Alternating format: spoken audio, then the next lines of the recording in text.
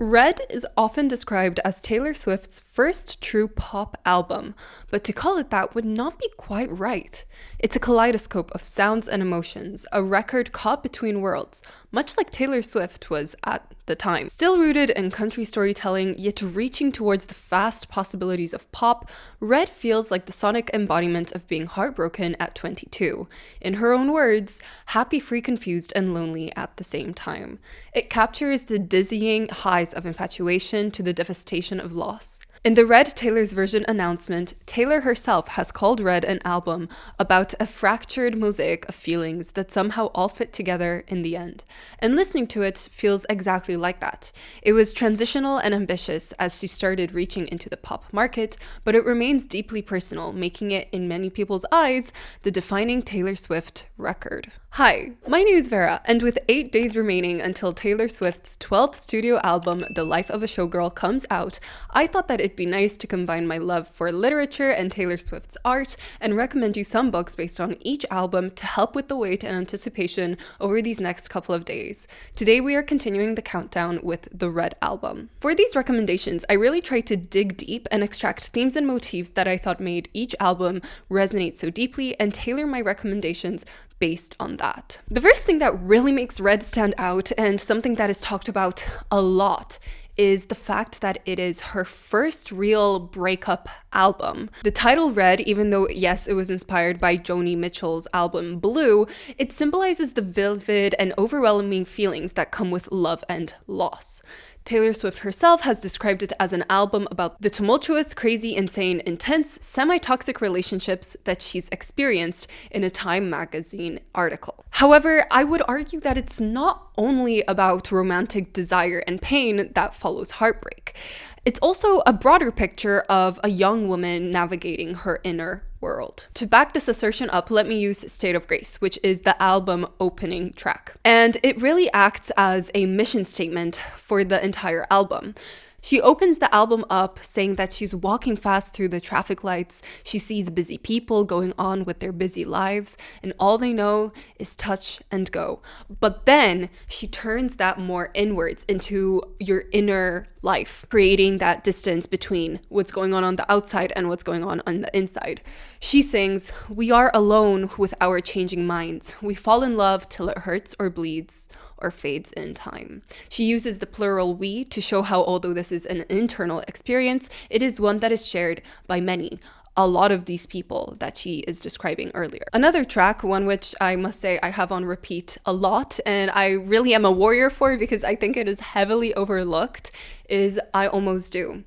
It starts off with, "I bet this time of night you're still up. I bet you're tired from a long, hard week. I bet you're sitting in your chair by the window looking out at the city. And I bet sometimes you wonder about me. And I just want to tell you, it takes everything in me not to call you. And I wish I could run to you, and I hope you know that every time I don't, I almost do." This song starts off with something very similar that State of Grace does. It describes the outside, describes someone else, but then it turns into Taylor's inner thoughts. However, you could also just argue that the beginning is also her inner thoughts because she is imagining what her past lover, what he is thinking, what he is doing, because up until recently, she knew all of that. And now she wants to call him so badly, but she knows that she can't. And this idea of turning away from the whole busy world and turning back into yourself, into your own thoughts and feelings, is something that is seen just in general throughout the album. A lot of it is just Taylor reflecting on specific moments, specific parts of different relationships that she has had. And a book that also does an incredible job at documenting women's lives, and more specifically their inner lives, is The Secret Lives of Church Ladies by Disha Phila. It is a short story collection about the inner lives of Black women and girls, especially growing up in and around the church.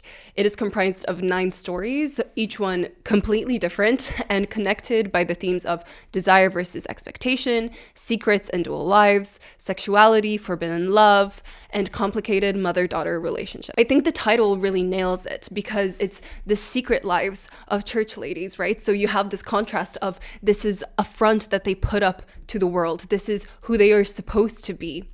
However, the internal reality of what is actually going on with them maybe is very different. Maybe they're struggling or yearning for something that they shouldn't be. Maybe they are rebelling.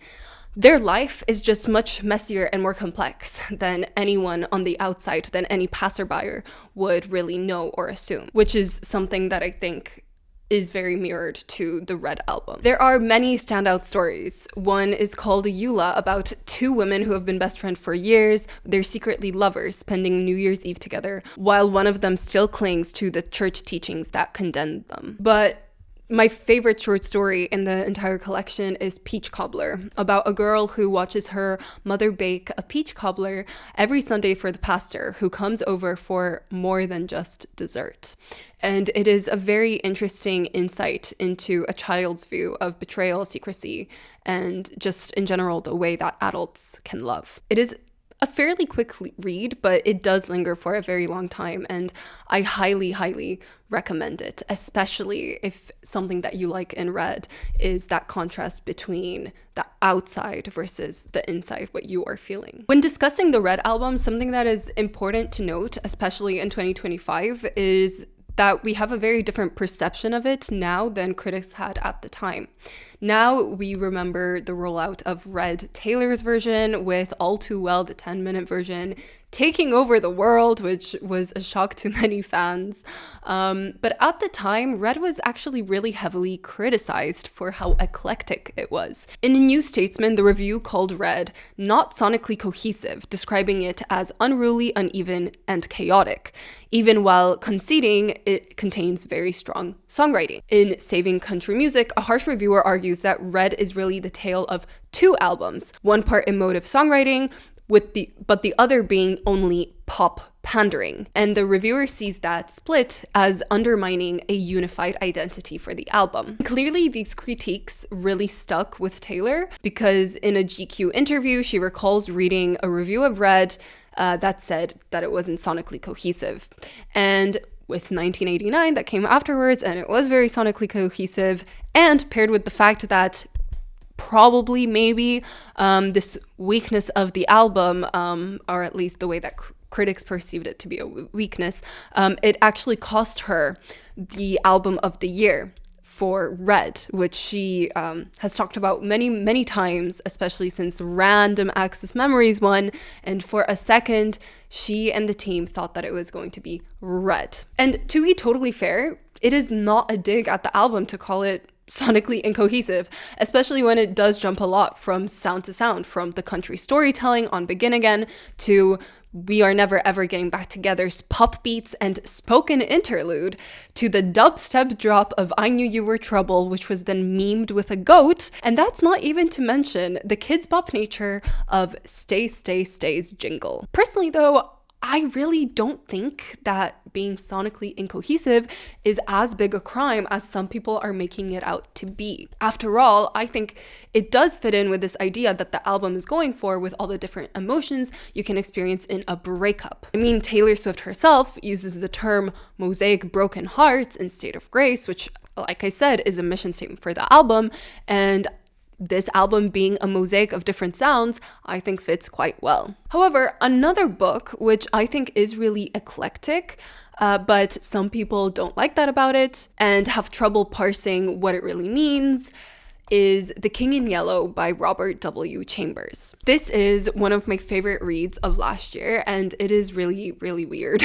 It is a collection of horror stories published in 1895. And although it's 10 in total, only the first 4 are part of the King in Yellow cycle. So those 4 are the ones that I am going to be talking about in this recommendation. They all center around this play called The King in Yellow, which supposedly drives anyone who reads the second act completely mad.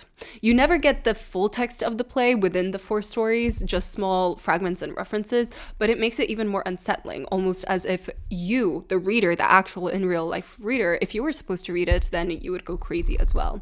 Throughout the stories, you'll see mentions of Carcosa, Hastur, and the Yellow Sign, which hint at a strange otherworldly mythology influencing our real world. And these details are never fully explained. They just sit there, like puzzle pieces that just happen to fall into place. But what are the 4 stories? Well, the first one is The Repairer of Reputations.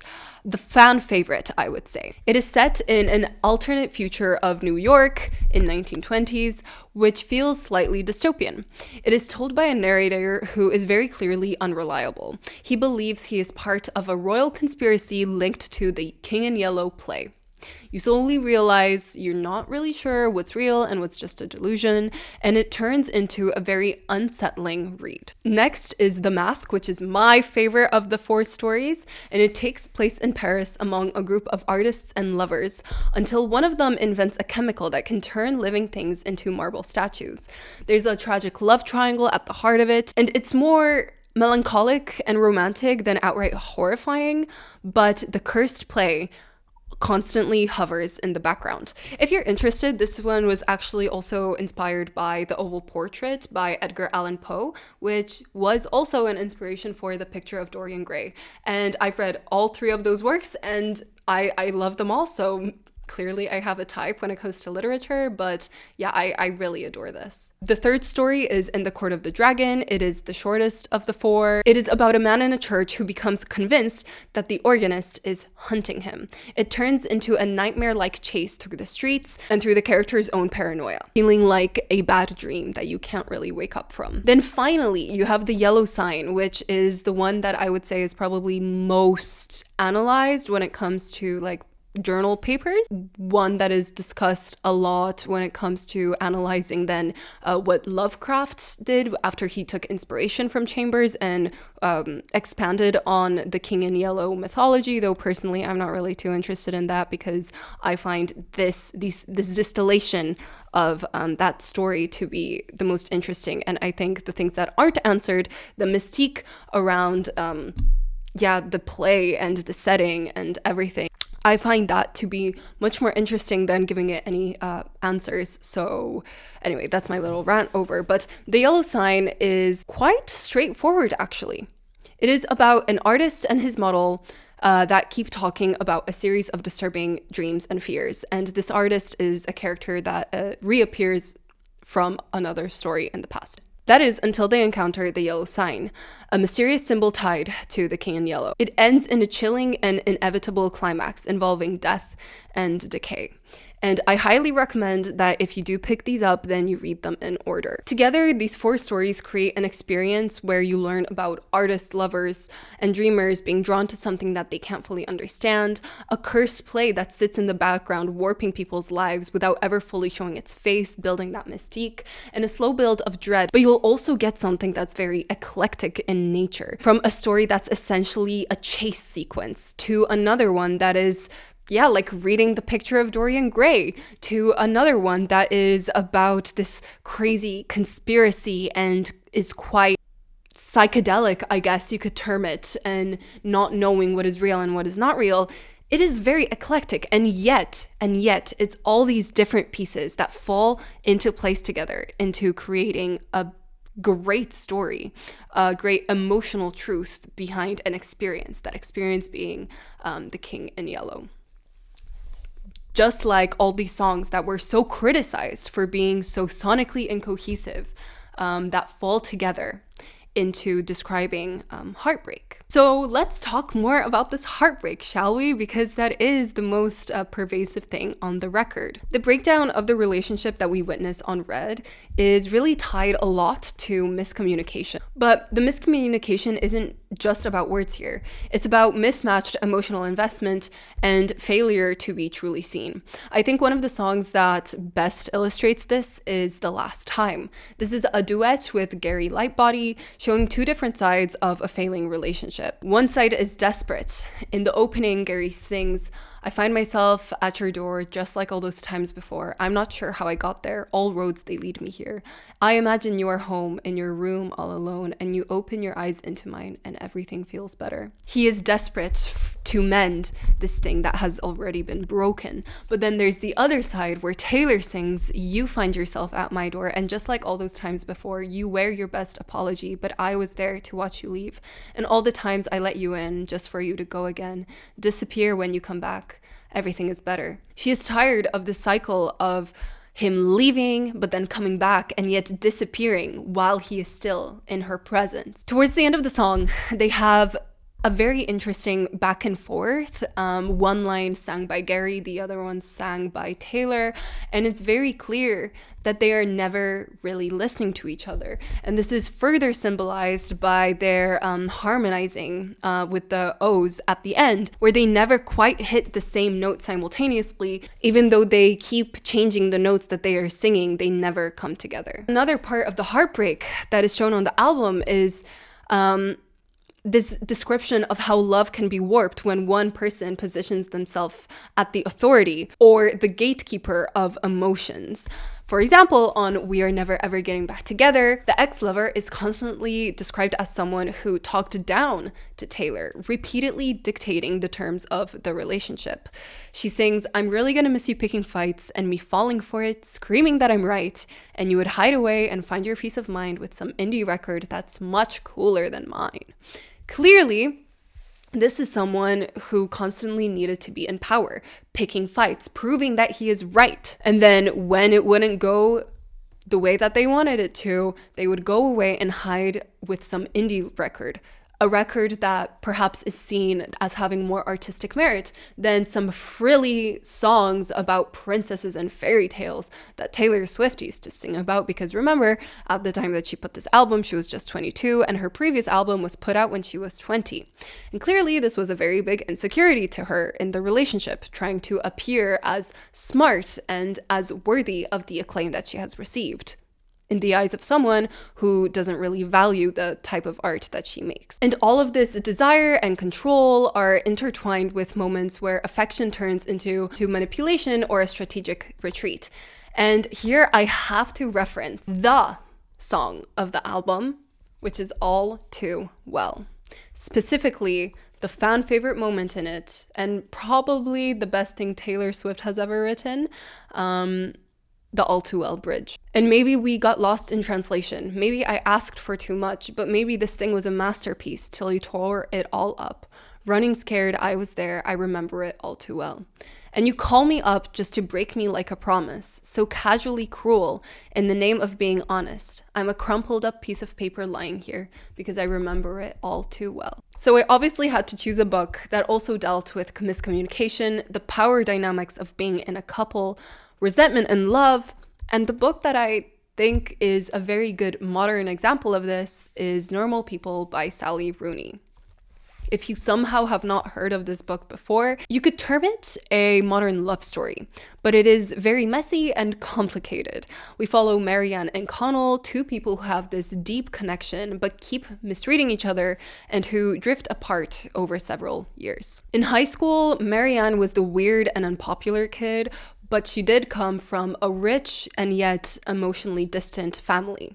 Connell, on the other hand, was very popular and well liked in the class, but his mom was the cleaner of Marianne's house, so there was the class difference right from the start. So they start a relationship, but they keep it secret since Connell is embarrassed for people to know that he is with her, and this really does hurt Marianne.